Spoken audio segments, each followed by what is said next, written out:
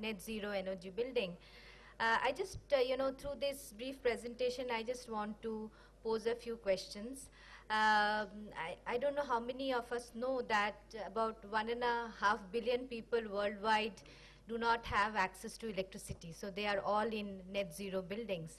And 1/4 of them, so about 400 million households in the rural community in India are that way net zero, because it's not that they they do not, they are being efficient, but they simply do not have access. So we are really speaking in a context where we have huge inequity of energy distribution, and whatever we do to save energy, water, in urban context is something we should realize that is something which we must be doing to be able to give access to these millions of people who have not seen the light of the day so far.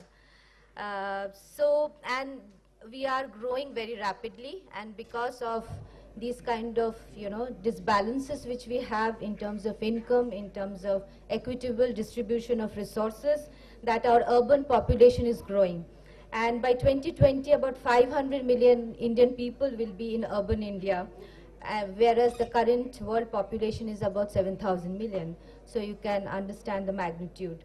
And also parallel to that, we are seeing that the consumption of electricity is going to, particularly in the built environment, is going to increase by almost 3 times by 2020. So why, is that happening is something, a question we need to ponder.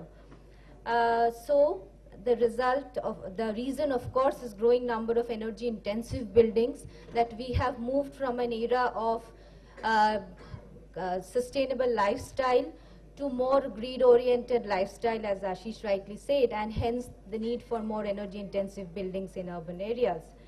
And so this is really the key challenge that we are trying to address when we are trying to influence this segment, particularly through the rating system, which is homegrown and which has been developed also in consultation with several government departments as well as private sector players. And we are actually implementing it on site, and I just wanted to share a few experiences which we are having in implementing the system. So basically, when we design Griha, the basic approach, particularly on the energy efficiency side, was to arrive at possible net zero scenario. Net zero is something which is not achievable for all buildings. The size, the cost, there are so many other issues. But we wanted to ensure that instead of sort of creating small pockets of or centers of excellence, let us have a complete distributed scenario where all buildings have symbolic sort of net zero, towards net zero concept embedded. And so essentially all Griha buildings have renewable energy integration. That is a mandate under Griha, and particularly since the Ministry of New and Renewable Energy has endorsed it, so it was more essential. So how do we, so what is the approach that we achieve, rather we adopt in order to ensure that buildings are moving towards net zero scenario? So firstly, in terms of, and a rating is as good as it is implemented. So essentially a rating is just a tool. Finally, the goals that you set for yourself in the building design determines whether you are moving towards net zero. And it's very important to understand that there is a cost attached to all of it. So within the rating framework, we have maximum weightage towards passive architectural techniques as well as renewable energy integration, and that motivates people. And the approach that a client or a designer has to take is from the cheapest to the most expensive solution. That if the building does not have demand minimization by use of passive techniques, by use of efficient systems, then renewable energy integration remains a distant dream, or it becomes an expensive solution. Just to put some numbers, say for example how building design and conditioning systems have evolved. Say a non-AC building may be having an indoor temperature of an average of about 38 degree centigrade, but then correspondingly the energy consumption is low, about 40-45 units per square meter per year. But is this something a green design or a sustainable design? We are not able to survive in such spaces. And then we moved to, more energy intensive scenario where we went more and more for air conditioned buildings and thus pushing up the energy intensity of buildings. Now, the challenge was to how you move towards more adaptive comfort regime and push down the energy consumption of the building.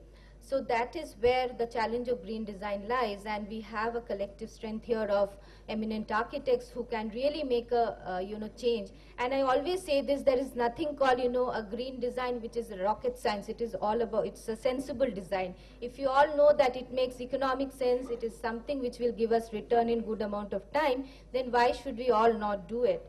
So basically, when we are in Griha, conceptually what we try to do is we try to see that how efficient you can be through a good design, and then try and switch between the grid as well as a renewable energy scenario, and meet at least 1% of the connected load of the building, of the space conditioning and lighting load, through RE system, and we encourage that at least 20% of the lighting energy consumption should be met through a renewable energy system. Of course, the net zero scenario comes when you are totally independent of the grid, which of course adds to the cost. And when you are net energy positive, then you are able to give it back to the grid.